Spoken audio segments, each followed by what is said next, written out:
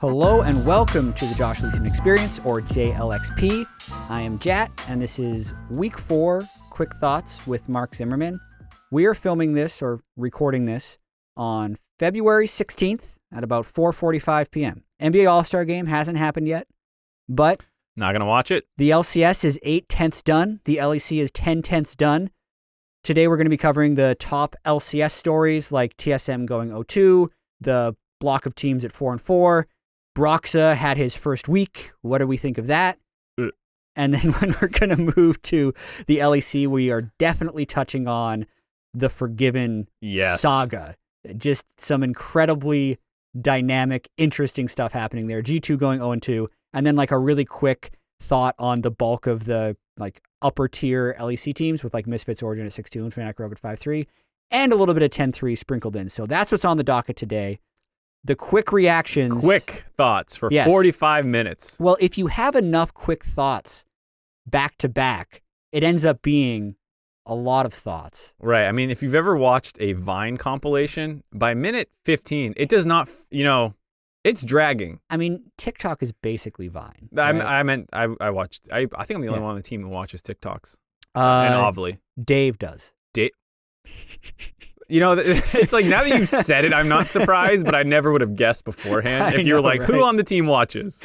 Yeah. Or what is he, 50-something-year-old producer? With 2 kids, like one's in college. Like, yeah. It's not even like a 10-year-old kid. Yeah, he's in tune with the kids these days. Yeah. Okay, so the biggest thing we were talking about coming into week 4, I actually feel like was Broxah. Yeah. Because TL was such a big story. We saw Doublelift get killed 2v2 in lane on Monday Night League last week by Keith and FBI. They said this is a wake-up call. Jensen was frustrated, and we were all kind of trying to figure out what was going to be next for Team Liquid. Like, is their attitude going to improve so much coming into this next week that they just improve magically because the attitude is better? But game 1, disaster. Just disaster. Broxah had 100% kill participation in Team Liquid's 1 kill of the whole game. Did like 60 damage per minute, but then they played COG today and just totally smashed them. So what are the thoughts now on the Team Liquid experience? Somehow, despite going 1-1 this week, and one being horrible and one being a slaughter, I don't think my opinion has changed at all. Okay. Restate the opinion. So my opinion coming in was, I think, what a lot of people had, which was after the golden... Some people were in tune a little bit earlier. Jatt deserves credit. Oh, yeah. I said from week 1 that Doublelift wasn't playing well. Right. So Jatt was first on the ball, probably. But by the end of the Golden Guardians game, everyone was like, okay, Team Liquid sucks. Mm-hmm. They're not playing well as a whole, as a unit, on an individual level as well. Mm-hmm. And so when Broxah comes in, no one's really expecting anything. He's not coming in at the start of the week. He's going to have to, get acclimated to North America, the team, everything. So 1-1... maybe expected, but Immortals, no one thought they'd actually be that good, and then Immortals loses today as well. So it's hard to really buy into Immortals every time you want to. I was talking with you really briefly before the podcast, like, to me, a classic week 4 of League across the LEC and the LCS, because we go from these preseason expectations of every team, and then the first 3 weeks in like the 6 games that are played, we're actually at a point where we're starting to crystallize some of our opinions on these teams. Like, these guys are really good, and these guys suck, and these guys... But then you realize that, okay, we just had a patch change. Like, we had our first big patch change of the year with new, extremely powerful picks come in. And they're only playing 1 game against each other, right? And sometimes you can make a big mistake, and it swings the result wildly. So... it kind of all hit at once this week. Yeah. Where you had G2 losing 2 games, you had TL having, Dr. Jekyll, Mr. Hyde games. Just like, it was really chaos all over the league. But continue on the Team Liquid thought. Yeah, either way, the idea is like, I didn't learn anything new. Like, Broxah's not the savior. I knew that. His Leesman game sucked, even though it's supposed to be one of his best champs. Well, it was his first game, and Invade went bad. Yeah. And then the team didn't do anything to help him out, really, either. They just kind of all sat there and watched themselves lose, like you said. They didn't even, like, run it down trying to get it back, because they don't work well as a team yet. So None of that really surprised me. And then they go against CLG, and they look a lot better. And Doublelift has his first like Lane Kingdom game of the split, I would say. Which did you see the Kobe part? It was really funny on broadcast. So they threw up the when he circled head-to-head, and he just circled it and said, I don't remember exact phrasing, but it's like bot difference or bot gap or something. Yeah. 2,000 gold up at like 12 minutes or something. But then you have to caveat all that with it's CLG. Yeah. So I don't feel any different about them. I still think so. My perception was they were probably the fourth best team in the league after C9, TSM, and then it was like maybe Dignitas because they lost to them, but Dignitas was losing. Like they were in the clump with the Mortals, Dignitas, and FlyQuest. Yeah, and they're still mostly in that clump. Maybe TSM joined them. That's the change. Nothing to do on the TSM side. Because we want to kind of project towards the future. So it's like they just got Broxah. He played on 5 hours of sleep across the last 2 days. Yeah. He started scrims right after he got off the plane on Thursday afternoon. So that was like, you're never going to see a player like less prepared to go on stage than you did with Broxah unless he couldn't speak English. Then and then also arrived at the same time and just couldn't speak the same language and had to communicate through pings. So Liquid's at 3 and 5. C9 is first seed. Like we think like they could lose tomorrow. Has to happen for them not to be first seed. 2018 spring is a split where they started 8-1 and then ended up losing their playoff bye. They ended the whole split like 11-7 or something. I don't expect that type of collapse from C9 with the way the rest of the league works. So let's just put C9 at the top. Mm-hmm. It's a mess. But yeah, then it's a mess. So like when they were 2 and 5, this is how my mind kind of worked throughout the week. When they got blasted by Immortals, I had a lot of spice going into that COD Team Liquid game. Like I was pretty sure Team Liquid was going to win, but I definitely wasn't sure. Yeah. But now that they have won and we know that it's not a total dumpster fire, like we know that Core and Double can still perform. We saw Impact dominate the Set Mordekaiser matchup against Ruin, and we saw Broxah just be a little bit like they just picked a scaling comp and they outscaled. Like if they just commit to doing that, could they be second? Like I'm just trying to math it out. They're 3 and 5 now. If they go 7 and 3, they're at 10 wins. There's a chance, right? Because like Immortals is the team at 5 and 3. You're saying second will get 10 wins? I don't know. The league is such a clump right now because we have Immortals in second place at 5 and 3. We'll know after tomorrow if FlyQuest is also at 5 and 3. But like they're going to be 2 games back from second with 10 to go?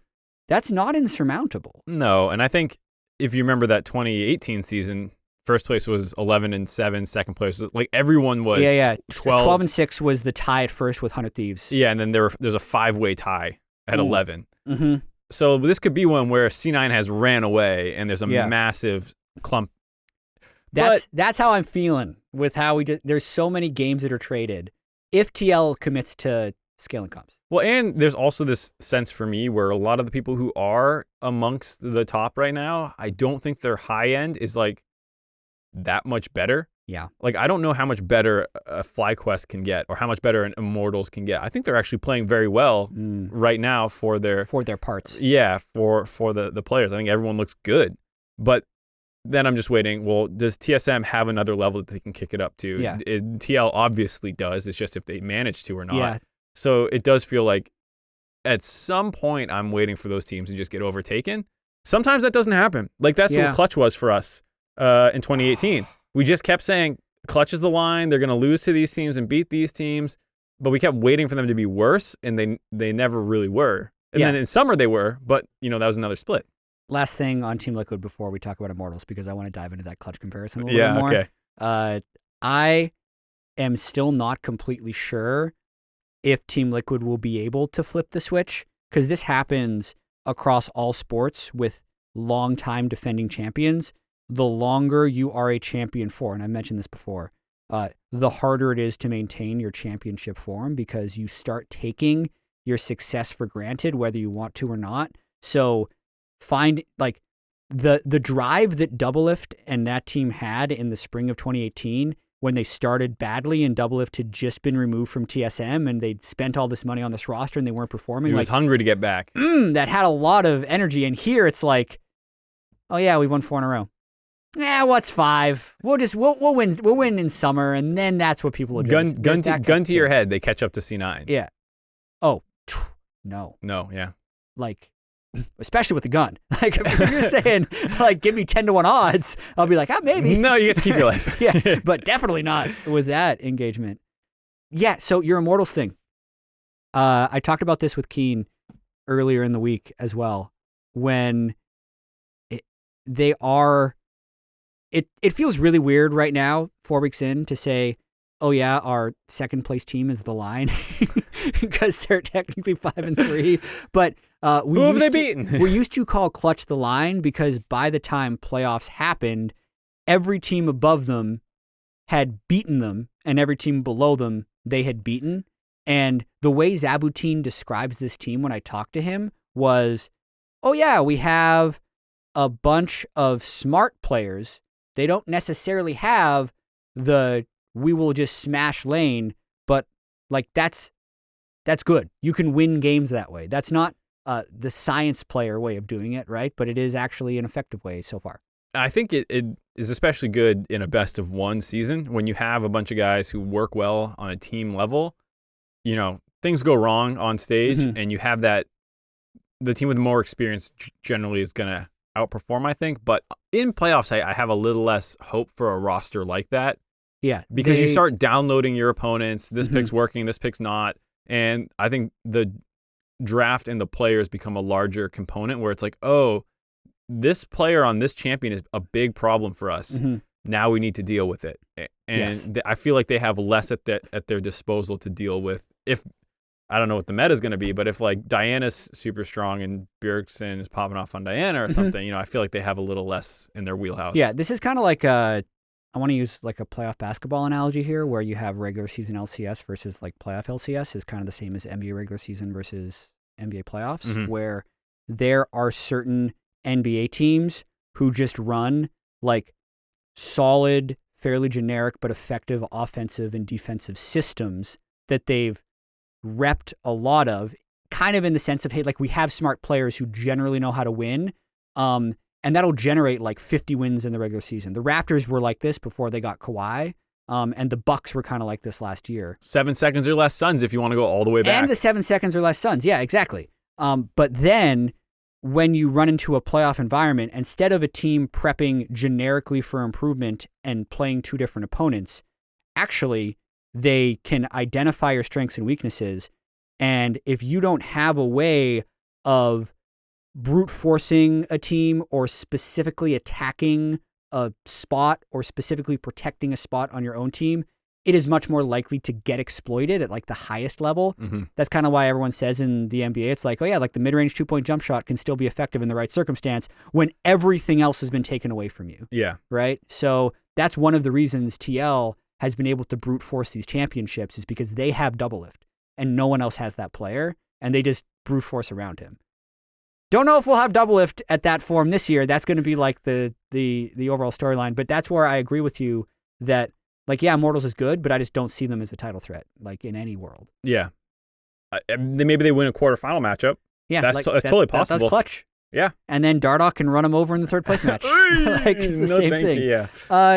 TSM, quick thoughts. 0-2 this week. Very Lost disappointed. to C9. Very, very disappointed. The C9 game, I was saying it that like I thought they would get slaughtered against C9 just because that's how C9 is treating everyone, and I haven't seen enough out of TSM to think otherwise. But their second loss was sad. I mean, we were in a meeting, and I don't think you held my opinion. I don't. All right, who goes first? You can go first. Okay, so I was watching that game with Afromu, and so obviously we're talking a little bit more than we are pinned to the game. You know how it goes whenever you have a guest on, you're usually just picking their brain a lot. So I admit I was not watching the mid-game super duper closely. But you have double globals. They had a pretty good advantage. They took side lane turrets. The mid lane turret was up for a really long time for TSM. Yeah. And I'm not sure what exactly went wrong for why they couldn't take it, because that's a comp when I look at it, and the fact that they're actually succeeding in the early game for the most part. I don't think it was as dominant as you want it to be. They had a number of close dives that didn't result in kills. Yeah. Ideally, those are kills and you snowball out of control. Yeah. They did get up to a 5K gold lead. I don't know why they couldn't drop mid turret, because double globals, you have two options. You can potentially split side lanes. You get the advantage because you're winning. You push in the side waves. Your side waves collapse to your mid lane, and you try and pressure the people off the turret so they can't defend it correctly, and then you get mid turret. Yeah. Other option, you just keep your bot lane mid, and then you just keep attacking a side lane over and over. You just abuse your mid priority. I didn't really see them doing either of those, which is why my takeaway in that meeting was, well, I don't know what TSM was doing. I don't know, because they got into a number of Drake fights that they didn't win. Yeah. But I don't think you just want straight Drake fights. I think with double globals like that, you should be abusing side lane plays more, and I didn't see enough of it. Yeah, I think this is what I think happened. And this is why I'm not necessarily like super disappointed in TSM, because I think it was a very close game. Yeah. Like that's a game where they lost it twice. Yeah, they had a lot. They had an opportunity. They put the game in their hands where if they execute at a very high level, they can win. Now, there's going to be another part of this discussion where like the fact that they lost this game, I don't know what that's going to do to them in the future, because just pick scaling could end up being... Man, if we just took a regular jungle mid combo? Yeah, if we just took Yuumi, like that could absolutely happen, and I don't even know if it's going to be the wrong call. But just to zero in on this game in particular, like the stuff that they did well is breaking bot turret. They punished Yuumi pretty heavily early. At one point, Kabe had a 2-level advantage on Turtle. Like they were hard denying that bot lane. And I think where the game got away from them when they had that 5,000 gold lead, and I think the reason that you didn't see them like hard attacking sides as much as you'd want is like Broken Blade killed the two turrets in the top lane really early on. Yeah. So the only way he continues to punish that is if he's at like the inhib. Which you can't really which go you that can't deep. do if the mid outer turret is still up. But they lacked Drake control early, and that sucked them mid, if that makes sense. Like, the more they'd attack sides, the more they just lose Drake control. And eventually they're actually, like, they didn't want to give up Soul because it's kind of close to a GG at that point with how hard it was to kill Ornn already. And I think it was Mountain Soul that game. Yeah. Yeah, with like Pantheon Chalea, which is a burst combo. So, Yep. So I actually think that will probably be a demoralizing loss for them, because they actually did a lot of stuff pretty well, like not perfect execution. And they're thinking, man, like, why'd we pick Braum so early, and why'd we tunnel on like Pantheon Chalea? Why didn't we just pick like Victor Sejuani? And then we'll win late game team fights. Yeah. What do you think of the draft? Because I know a lot of people were like, crap draft, early game, blah, blah, blah, blah. So I honestly don't know right now if the right way to play the game is early game smash or late game scale. I think it's at one of those breaking points where you do have a lot of mixed opinion. Because like every year by Worlds, it's lane dominance, early game smash is like basically the way to win. Yeah. And right now it's feeling like it's not, if Soraka Yuumi is continually able to hold on and win. Yeah. And like Ornn is another one. Like when those champions are good enough that you can't smash them early and they still give you that scaling, then you should actually just stop trying to do stuff early. Yeah.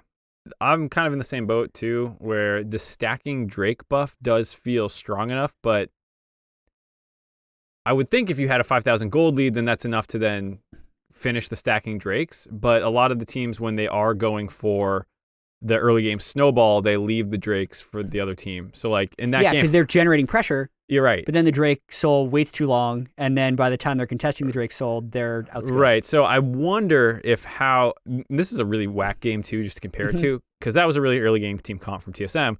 EG picked a super, like even more so, like insane all in early game. It was Renekton. Well, they did have Yuumi. They did, which I think is a late game champ. Yes. But it was paired with Lucian. And the enemy team picked Braum into it, which I was talking to Afro. I think that's troll. Yeah, we were like, what the hell? You want to pick things that can fight the Yuumi. Braum just presses E and blocks, whatever. Mm-hmm. So, but either way, the way they played it was they actually just got the Dragon Soul as fast as they could. Yeah. Which makes sense to me because it's still early game, but you're doing it to get to this Drake Soul at 22, 23, 24 minutes. Yeah. And then the enemy team has to fight you then, right now. Yeah. And if they mess it up, the game's over because we have Soul. Yeah. And that's what happened in that game. And a lot of other things happened too, like getting a double kill onto your LeBlanc mid early for Jizuke in the EG game, which makes it a little hard for me to compare. But I wonder if you're going for the all-in early strategy, if you focus on just hard rushing Soul with your bot priority and your mid jungle priority, if you just get that and then, flip top, get the Rift Herald, get your small gold lead more like 2 or 3K. Yeah. I don't know. Exactly. And I like how you said, I don't know, because I actually think it is very, very hard to know what the right way to play is right now. Like, we are 1 week into more jungle experience, Yuumi buffs, potential support top meta with Soraka there. Baby. Right? Like, I still need to see more data. Like, I have my theories of what I think is best right now. I think that power farming junglers like Karthus and Olaf with enchanters that you can get away with are the most reliable way to victory right now. That's a very important point, is reliability versus peak, right? Yes. Like, scaling early in the season is always good. If you look at game times across the leagues, across the world, every single year they start at the highest, and unless there's a big meta change, they drop. Yeah. Because people figure out how to play their game. They become better teammates. Everything starts gelling better. And like those Elises and Lee Sins and the Lucians and all these, and the LeBlancs, which might be losing now, win later. And the team that practiced them now is the better team. That happens a lot. Right. So like people are like, man, IG, they sucked in the regular season and now they're crushing. And it's like, well, because they spent all season practicing really volatile things. Yeah. And then, now when they play volatility against the teams that are used to playing reliable, it's like, hey, they won 60% of the time. Yeah, exactly. Great. So like those are the kinds of things I'm thinking where it's like, yes, that might not be the best for winning right now, but TSM's game plan, if you bust that out in playoffs and you hard smash someone, they're terrified. They're banning Pantheon first rotation now. Yeah. It changes things up a lot in the playoff format, which is where I think like scaling and reliability, you can always fall back to that. It's much easier to learn that than it is to learn the fast play style. Yeah. So now I'll ask you another subjective question: who had the better draft in TSM FlyQuest? Since we spent a bunch of time. I like TSM's more. I think Aatrox versus Ornn in the top lane. Meh. Pantheon jungle versus Lee Sin jungle. Syndra versus Taliyah mid. And then bot was Aphelios Braum versus MF Yuumi. Yeah. So there's also a lot of item build things that we didn't touch on in that game. Yeah. No armor pen on the Aphelios. He went Hex Drinker because I understand you're scared of the But he had Syndra. to kill Ornn. But you have to kill Ornn, and he didn't build armor pen. But the problem is Yuumi Syndra literally one-shot him in mid lane. Like at 20 minutes. So he's like, I guess I got to do the Hex Drinker. Yeah, I mean, but that's more like you're playing scared than that's how you don't die as an individual player. How do you win the game? Yeah. You have to be able to kill your front line with a Yuumi attached. So like, anyways, there's a lot of things that we didn't address even in that game. Yeah. If someone wanted to VOD review it, you would find a million things to pick out. What I do like is if the enemy team's going to play Yuumi and we consider it a weak laner now, and you have a dive bot comp, and you successfully build a 5,000 gold lead, I really don't think there's that many scaling situations where a 5,000 gold lead isn't enough to close out if you're playing If you continue to play the way you played out to get the 5,000 the first 15 minutes, right. There's not many comps I've seen in history, like over the course of League history, where it's like 5,000 gold behind, I feel okay. And I don't think that was one. Yeah, my solo queue games sometimes when I'm playing like really dumb stuff, but okay. And they might not get 5K every time. In that way, I agree with you. I don't think many teams can get away with MF Yuumi just as a lane. Like, you're just so vulnerable. Like, you just get murdered. So, okay. That's my take. And as well as the fact that you don't know, I keep saying like, oh, they're going to get 5K. You don't know you're going to get 5K. Yeah. If you're only going to get a 2K gold lead at 15 and that's your comp, hell yeah, I want FlyQuest. I don't want this one. That's ultimately I had this conversation with probably last week when we were talking about like the different regions, and NA was setup focused and LEC was very much like dive focused and less about the setup. Like the setup can be 40% there and then they'll go. Right. And then Korea is very much like handshake because they already know how it's going to go, so they just don't even bother. It's like the anime meme where they're playing the battle in their head so that neither of them do anything. Yeah, he's like, he will counter me with this, but then I will counter with that. So therefore, we should hit the minions back and forth. It's obviously those are over exaggerations of the way the game is actually played. There is context in the middle, and my TLDR here is this is why I will always look forward to MSI, because the champions of each of these regions will probably have a defined style. I think right now there is a larger difference in style between LCK, LEC, and LCS than usual. There is kind of less mimicking going on between the way the regions are playing than in years past.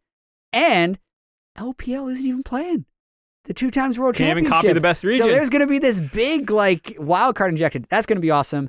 Anything final on LCS before we go to quick LEC stuff? Nope. I was going to mention like dig Golden Guardians being 4-4. Like I'm happy for Golden Guardians to be at 4 wins after all of the Keith stuff. They've won 3 games in a row. I mean, EG's 1 game away from joining them after we felt like EG was terrible too. Yeah. They're 3-4. And I'm looking forward to Monday Night League because there's a bunch of teams that have the chance of going 2-0. Like FlyQuest can still go 2-0. EG can still go 2-0. C9 can get to 100 KDA for Sven. So a lot of side quests. Yeah. That'll be fun. In terms of LEC stuff, definitely that week 4 magic where G2, who had been the total dominance team, loses to Misfits. Cap set a death record, most deaths at 15 minutes. But Misfits are good, Jatt. I mean, Misfits are good. There are a lot of teams that are doing exciting stuff early on, but literally the biggest story that trumped everything, like 8,000 upvotes on Reddit, like you could post anything tangentially related to it on Twitter, was the fact that Forgiven stepped down after 6 games and then they beat G2. I got 1.5K likes just for saying Forgiven would have won faster. Yeah. And it's just the cheapest, easiest joke to just throw in Forgiven's name, like anywhere. Like, who wins between these 2 teams? Oh, it depends who has Forgiven. And like, it can play on either side. Like, whether or not you think, oh yeah, Forgiven would have won it, or Forgiven would have lost it. That's the funny thing. So in my replies, some people were like, shut up, troll. And then other people were like, you got to stop loving Forgiven. You know, no one knew if I was kidding or not. Yeah. Okay, I'm gonna give my thoughts first, and then you can go. Okay. I think that there was definitely a massive pile-on at the very start, where he's like, I needed the exact wording of the tweet, but it was basically like, I hold myself to high standards, and Schalke's not willing to make the changes. Okay, you can go. I'll find it. Yeah. Well, so one thing I think is really important for the people who did pile on, was this was not an isolated incident. Okay. He had a stream where he was flaming his team. He had the tweet before with the graphic image of like, no, Schalke doesn't beat anybody. You know, like he was being pretty toxic publicly. Okay, yeah. So here's the tweet. In my 7+ LoL career, he means 7+ year, but it says in my 7+ LoL career, I always played to win and be competitive. As of now, at least, current roster doesn't fit this principle. Schalke is unable/unwilling to make changes to fit that goal, so we mutually agreed that I step down until and if they are willing to do so. So, I just kind of want to point out, like, why is this a picture of something he could have tweeted? Like, was it under 240? This is definitely under 240 characters. Like, why did he have to make the picture? What does he say in the tweet? That's it. It's just... There's no, like, text above it? No, it's just a picture. Why is... Maybe you only get 100... I don't know. I'm just so distracted. Yeah, I'm sorry, but this is definitely something I could fit in. I need to, like, test it now, but I'll do it after. And if you listen to this and if maybe I'm wrong, it's like 10, you can 10 meme letters me for it. too wrong. Yeah. Okay. No, I agree. Forgiven has been very toxic publicly. I think he does deserve a decent amount of like, yo, this dude's being unprofessional. But I also do think like the team was pretty bad, and this is definitely devil's advocate. Like, I'm definitely going to go very devil's advocate here. here. Because I'm not. Okay. Forgiven leaving the team, even if Inax is worse, the team's going to play better the next week. Like it's kind of like honeymoon phase. It's like fired coach syndrome in pro sports. Like an awful team can fire their coach and then they'll win a game or two. Yep. Because everyone just it's a honeymoon. It's moving on from something. It's proving that you're not the problem. There's all these extra motivations to go in. So you are more likely to win after someone leaves, almost like in a lot of cases. But okay, go in now. Okay, I understand that, and I understand. I'm sure there were things said behind closed doors on both sides that are not going to be made public that will make both people look bad if they ever did. Like, I'm sure the players on Schalke said, are we allowed to swear on this podcast? What is this? You can. I'm sure they said some dumbass shit to him. To Forgiven, you know? Even probably some managers or coaches said that stuff too. You know, I understand that. I'm sure Forgiven said some stuff too. What matters is what you show us. Yes. And like, I especially feel this way with people who are loud on social media and things. You are a public figure who publicly criticizes other people all the time. Like this would be like, if, you know, like he has done this before in terms of like giving his thoughts on things. You're doing it publicly. So these are not like comments that someone leaked about you. These are your public figure who often criticizes people, who then makes some public statements that are very unprofessional and just look childish, given that you haven't been on a team forever and the first team you join is bad. And then you just go, yeah, they're bad, I'm quitting. Like, it's as bad of a public look as you could give yourself. Yes. And then to say like, I don't know if he deserves all of this. I'm not, of course, death threats and all those things out, but like, there's not a defendable position for me. Yeah. Whereas sometimes you're like, well, this thing maybe, you know? And then it's more like, oh, he's 90% wrong, but there's this 10% grain of truth that I understand. Yeah. This is like 100% wrong, which is like everyone who sees it, their take will be, oh yeah, you're a dumbass. You know, like that's the only, like, there's like not another real angle to come at it from. Yeah. Which is why it feels so bad, because no one can really, other than saying, oh, he's getting like that's the only angle you can take, is once people pile on, then you can say it's too much of a pile on. But beforehand, you couldn't say anything because it was just such a bad take. If your take is 100% of people saying you're wrong, that's a bad take. Like, what are we supposed to say until it's too much? Yeah, I just confirmed you could fit it into Twitter. I had to type it out. I had 16 characters left. I'm sorry if you were like, why is Jatt typing? I was definitely listening to you during that whole thing. I think it's just a like S+ tier meme. Yeah, I mean, I think it's hilarious. Yeah. And obviously, it's not like a personal thing. So I was really excited for Forgiven to come back, which is why I'm a little disappointed in this, because I gave him, back in the day, EU and NA casters voted on each other's MVP ballots. Oh, yeah. So like way back in the day, I actually gave him an MVP vote when he was on SK and they were having that great season. Yep. And I'm like, man, if he can take 3 years off and return to being like an elite tier 80 carry player, that's going to be like so amazing for the longevity of esports athletes. And like, I love the storyline and like all this cool stuff. And then he plays 6 games. Like, he just shows up and then he's always been a mega flamer, right? Yeah. You always need to have a structure in place, or like, honestly, someone for him to go through when he's communicating, except in this case, his skill wasn't at the point where it used to be. So like, I really wonder in the back of my head if he preempted a benching. That's something I haven't necessarily talked that much about. Like, he's going to look bad, but at least it's going to be him doing it.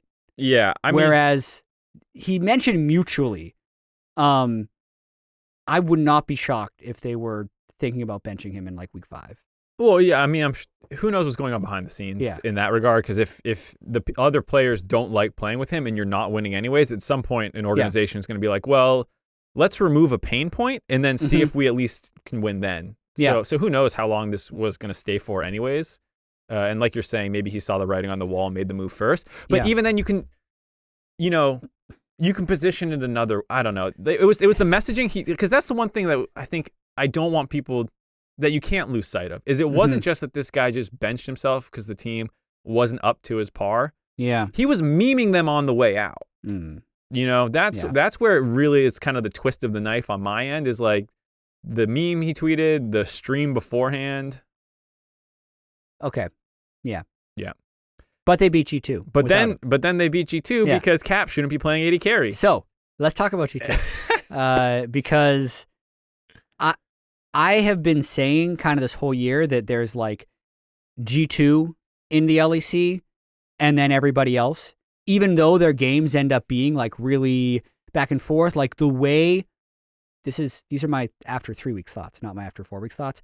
The way they play around pressure, right? How good PerkZ looked, how quickly it seemed like Caps was fitting in with the whole system, like their ability to pick up Soraka right away and still execute at a high level. Like it felt like it almost doesn't matter what happens in the regular season. These guys are still going to be dominant, and they have this mystique and the ability to lose, and you still don't think that they suck.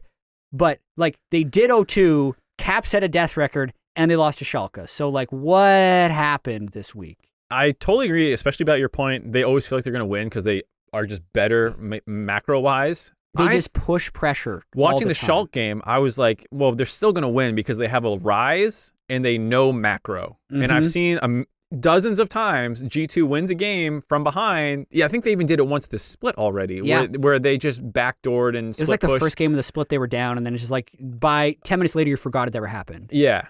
And so that's what I thought was going to happen. And then they actually lost it. And I was like, whoa, wait, that was like the G2 move to come back there, and they didn't do it. Yeah. The Misfits one, like, I don't want to go too hard on it just because G2 did lose games last year too. Yes. And some of them were pretty dramatic. And you kind of always, like you said, you had this kind of chuckle, laugh, haha, it's G2. We'll see you guys in playoffs in first place. What I am curious about is whether the Caps move feels good still. Yeah, that's it. Got this pass at the start of the year, and this will be something of like, hey, we need to keep track of G2 because I still see them as winning the LEC spring split, like just because they went 0-2 and lost to Schalke, like it's never going to be skies falling. Nope. But there is definitely an element of, hey, Senna is an easy champion to play. So Caps can look really good at it because he's a really good player. But it took PerkZ a while to ramp up to being a world-class AD carry. It was really summer split when people were willing to say, yeah, this guy's the best. Well, actually, MSI. MSI is when people were saying he was the best, but through most of spring, it was a question mark. I don't even think he was, like, he didn't get the awards voting in spring back in 2019. Was it reckless or upset? For spring. Yeah, PerkZ was like third or fourth. Yeah. So Caps could end up going through a similar arc. I think my operating mode was like, wow, Caps is already a top tier AD carry, but it doesn't seem like that right now. So they're going to have to work on that as they continue, I think, still having that mystique. Right. And I think, like you said, I don't have any concerns really about their spring playoff run with Caps as AD carry. It is a question of what's their better international peak. Is it Caps in mid or Caps at AD carry? Less so than what's happening right now in week 4. And to me, Caps is a really volatile, aggressive playmaker, which doesn't really often synergize with the AD carry mindset. There are examples like an Uzi and a Jackie Love and these people who can get pretty hyphy, but it's not the typical marksman player. Whereas that's great for mid lane, and I would say PerkZ is a little bit more controlled of the two, which made the Caps mid, PerkZ bot lane one make sense. This one, I'm not sure what the advantage is. Oh, I talked about this a couple weeks ago, my theory on it, and PerkZ even, Cap said this on stream, where he's like, 80 carries like not that fun to play. Oh, so that is we kind of just swapped because PerkZ did it last year and it was my turn. Yeah, it's kind of the sound that it had. I think it's good because they're such good players that finding a new challenge will keep them at the top of their game long term. Right. That's my positive spin. So yeah, that's a psychological angle to take that's outside of any in-game reason, which is just like to keep our players happy so PerkZ doesn't lose his mind. Last hitting minions for 9 weeks. Years. Yeah. So I can appreciate that for sure. Yeah. The other team I wanted to talk about specifically that ties into the whole meta point we've been talking about is Origen. Because last week with Prawley, I was like, if there's a setup team in the LEC, it's going to be Origen. And if there's a team that's drafting the types of team comps that I think can be good long term, it's Origen. They had, I think it was like a Soraka Ornn comp from their solo lanes, and they're totally down for just like hard farming jungle. I want to pull up exactly what the team composition is, but I am kind of all in on this Origen team. You love Origen? I'm all in on the way they're approaching the game in terms of finding reliable ways to achieve victory. Like, I don't think that this will necessarily beat like a peak G2, but I don't think you ever beat G2 by becoming G2. They're just going to do it better than you. So G2 does everything they can to apply map pressure and split the map and do individual outplays. If Origen can really embrace being the reliable, like smart setup team, that's at least a chance. That's an angle. You gonna argue with Ender about this? Karthus jungle? What did Ender say? Oh, you didn't see the Ender versus Andre thing on the desk? No, I missed it. Oh, was it this week? No, it was last week. It might have been. So I heard something of like Gilioto and Ender started arguing, but I didn't. Can you TLDR me? So the TLDR is Ender is basically like, hey, Origen, you play a lot of these setup style things and scaling, and he's like, don't you think you should be working on being more? I'm probably getting this a little wrong, but it was basically, don't you need to be more aggressive to beat GC? Just like a forewarning, this is really a dangerous thing for casters to do. To put like words in other people's mouths. So apologies in advance if any of this is wrong. Please correct us, but keep going. So I'll TLDR it so it's that way I say even less. Okay. Ender was basically like, don't you have to be more aggressive? And Andre was like, no, you need to be better. and whatever, it means to be it better to your team, then they went back and forth about it. And Ender went more like, about, being proactive versus aggressive. And I don't know. They got into like a weird, it was one of those like awkward, like, ha ha ha, we're arguing on air pretty aggressively. It was like Freak and I, not quite that, when we were in the green room. I'm missing all of these references. God, what do you do during the day? Sometimes I watch games with my headset on. Like, I gotta focus. I watch ProView. Yeah. Karthus Ornn was one of their team comps, which is like sweet scaling, and then Soraka Kaisa Camille. Like, yeah. I don't know, that with the way teams are playing, we'll see when they play G2 again if they continue to commit to this style, because I think there's a chance that it could work. Well, and I like that it's not like a bland version of what you're talking about. Like, there's a bland version where that's a Sejuani instead of a Karthus, and that Ornn is top, and then the mid lane is Ori Azir. This was like GP top with an Ornn. So now you got like the superpower GP. Dignitas is an example of a boring version of what you're talking about, where they play GP Ori mid, and then they try and go for some scaling stuff, and they just hope to. I really liked Dignitas's comp yesterday, which was Soraka top Ornn mid. Yes, that one with Olaf. That was sweet. Right, that one. It was like all meatballs with a Soraka. Yeah, because they even had, what was it, Leona support? I think? Leona support, who was unkillable. Yeah, so that's an interesting one. But there's twice now that they've picked Orianna GP, which is kind of like, well, we don't do anything on our entire top side of the map except scale, and I hope you don't kill us. Which is not what this necessarily is. It's like double global with a Leona bot lane and an Ornn, so like your Karthus and GP can kind of shoot down there, and like there's a little bit more going on. And so I like that if they are going to be the setup team, they're at least trying innovative picks in the meta to do that, and not just going scaling straight up that is team fight. Yeah, more power to them. I think they should continue on that track and get a top seed. Both LEC and LCS have like pretty good rewards for playoff seeding. Like, LCS playoffs, it's really important to be a top 4 seed. So LEC and LCS have different playoff formats. The best way to do this is just Google the format, because visualization is easier. But the super TLDR is like top 4 in NA is very important, because you basically get double a limb if you're top 4. Okay. Yeah. I was thinking of our summer format, which is why I was like, what? Yeah. And EU has a slight tweak to that format with like a slightly different way they play out the double limb, but the graphics are the best way of explaining that. And we'll spam broadcast with it, so like don't worry about it too much, but it's more important, I think, than in the past to get the top 4 seed. Right. Yeah. Any final thoughts on week 4, Mark? No. Sweet. Yeah, that's usually what happens. I'm gonna do some plugs as I wrap up, because I keep forgetting. Okay, I'm gonna Google random things until Okay. you're done. Will you have something interesting by the time I get through the plugs? Probably not. Give me one interesting thing. You need one interesting off-topic thing after I do this. Okay? You heard my conversation. I need to do this first. Okay. A lot of you watch on YouTube. That's great. I would also suggest you can subscribe on Apple Podcasts, on Spotify. Those are really good ways to get this podcast. Thank you guys for listening. It's pretty regular that I do a Sunday night podcast, which ends up releasing Monday morning, usually about 6 a.m. Pacific time. You can also expect another episode with me and Keen. We film that Wednesday morning. It will usually release about Wednesday afternoon. And thank you, everyone, for listening. Remember, tweet feedback and stuff to @RiotJatt or @MarkZ. And he now has a topic to close out the show. Remember what Crumbs and I were talking about sine waves and how many How many people remember sine waves from trig? So more specifically, I remember sine waves in the sense that it is just like a repeating up and down wave, right? And 1,000 hertz is the test tone, right? That's actually more important because I was looking up a lot of acoustics stuff, and it's really interesting about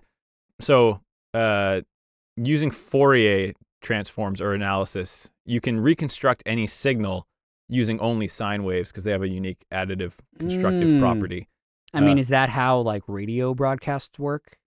Probably. I actually took electronic engineering in school. I've learned this at one point. Well, so the actual question is, how many people listening right now, you can just leave a little comment on the YouTube video that says, I remember sine waves. Yeah. From class, because I was wondering how many people could actually... Just say what it is even. Right, because I asked Crumbs and I was trying to explain it to someone, and it got into one of these things where I was like, does anyone remember what we learned in high school? And I think the answer is no, a lot more than that I would think. Yeah. Anyways, it's really cool because it's a sine wave is usually a pure note. So if you were whistling a C, it would sound different than a C on a guitar and a C on a piano or something. But your ear will recognize it's a C because your ear can pick out the combined sine waves that all make up the C. So you get C in different tones. Even though there's a lot of different because it's constructive frequencies going in, you can meld them together. Right. So a single frequency would be a single infinite sine wave. And then when you have a piano, it's multiple frequencies, which is multiple sine waves constructing that single sound wave. But then your ear and brain has the ability to break that apart, and that's how you can be oh, this is in the key of C maybe, but these notes are different. And so I got something kind of related. It's really for random. Yeah, that's super random. Mine, I have a task you can do. Okay. So I have an app on my phone. They're really easy to find. It's basically just a sound hertz mimicker, and it's to test how good your ears are. How high of a frequency can you hear? Mine are shot. Mine are pretty bad too. So you can do this. It's actually this is the Jatt's fun at parties because I actually kind of enjoy Jatt doing this. hasn't hung out with anyone in a long time. Where just trying to figure out whose ears are the worst and best is always kind of fun because you can turn it up and my ears I forget exactly. But I usually stop hearing around 14,500 hertz. You pulled this on the casting team, I remember. Yeah, mine went out pretty early. Mine did too. And then other people were able to hear up to 18,000. But if you really want to be a total jerk, find the spot that you don't hear, go into a restaurant and put it right above that. And everyone will look around and be like, what is that dog whistle noise going around? And you won't hear it at all. It's funny because this sounds exactly like how you approach solo queue, where you're what's the dumbest, most annoying way that I can play this champ? And that's just you approach life. What's the dumbest and most annoying thing I can do with this piece of software? Yeah. Jonatop is the next thing that I'm practicing with support item, WMAX. Necessary warning that anything I just said could be wrong about the physics of... Yeah, it didn't make any sense. To me. It didn't? No, I'll listen to it back. Yeah, I'm sorry. That's fine. You're an idiot. So yeah, it's fine. Yeah, I just play John at top. Anyway, thank you all for listening to this episode of JLXP. Thank you, Mark, for joining. You're going to be on Hotline League Monday, Monday Night League Monday. Those are both the dive on Tuesday. Right? The dive on Tuesday. Yeah. Yep. That's your stuff. Cross promotion is something we often forget to do, but we just did it. So thanks for helping. Yeah, that's it. See you guys next time.